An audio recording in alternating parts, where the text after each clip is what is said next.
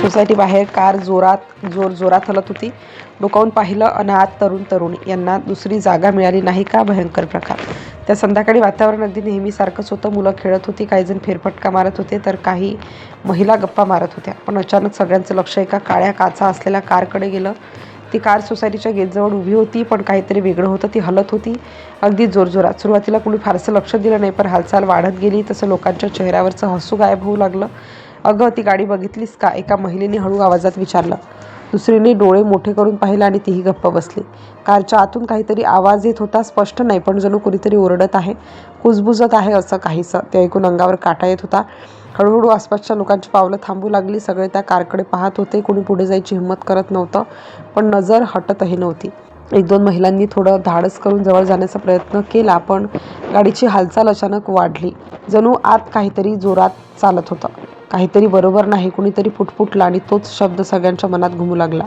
काही तरुणांनी मोबाईल काढून व्हिडिओ शूट करायला सुरुवात केली, पण जसं ते थोडं जवळ गेले तशी कार अचानक शांत झाली. क्षणभर सगळं थांबलं आणि पुढच्या क्षणाला ती गाडी अचानक वेगाने निघून गेली.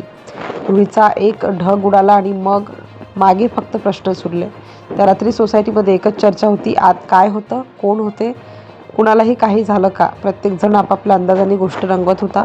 पुढच्या दिवशी पुन्हा तीच कार दिसली. यावेळी ती थोडी दूर उभी होती, पण पुन्हा तशीच हालचाल सुरू झाली.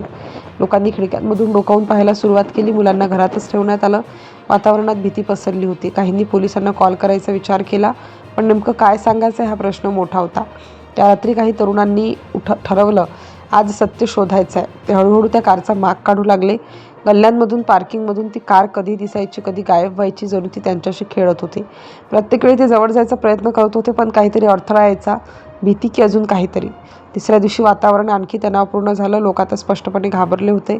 काहींनी तर मुलींना बाहेर पाठवणं बंद केलं. संध्याकाळी पुन्हा ती कार दिसली. यावेळी एका उंच जागी उभी होती, जणू मुद्दाम सगळ्यांना दिसावी म्हणून. लोकांनी एकत्र जमून धाडस केलं. "चल, आज बघूच," कोणीतरी म्हणालं आणि सगळे हळूहळू पुढे सरकले. हृदयाचे ठोके वाढले होते. प्रत्येक पावलागणिक ताण वाढत होता. कार अजूनही हलत होती, पण आता सगळे अगदी जवळ आले होते. एका थरथरत्या हाताने कारचा दरवाजा पकडला आणि हलकासा उघडला. क्षणभर सगळे स्तब्ध झाले. आत कोणीच नव्हतं. ना तरुण, ना तरुणी, ना कुठलाही आवाज. फक्त रिकामी सीट आणि शांतता. सगळे एकमेकांकडे पाहू लागले. हे कसं शक्य आहे? कुणालाच काही समजत नव्हतं. तेवढ्यात कुणीतरी लक्षात आणून दिलं की कारच्या बाजूला काहीतरी उपकरण बसवलं होतं. ते तपासलं आणि मग हळूहळू सगळं स्पष्ट होऊ लागलं. ती हालचाल, ते आवाज, सगळं खरं नव्हतंच. तो एक प्रोजेक्शन सेट होता. एक भ्रम, एक खेळ, ज्यामुळे सगळ्या सोसायटीला वाटत होतं की आता काहीतरी भयंकर चाललंय, आत काहीतरी भयंकर घडत आहे. पण प्रत्यक्षात तिथे काहीच नव्हतं. त्या क्षणी काही लोक हसू लागले, तर काही अजूनही धक्क्यात आहेत. कार अजूनही तिथेच उभी होती, पण आता तिच्याकडे पाहण्याचा दृष्टिकोन बदलला होता. भीतीचं रूपांतर आश्चर्यात झालं होतं.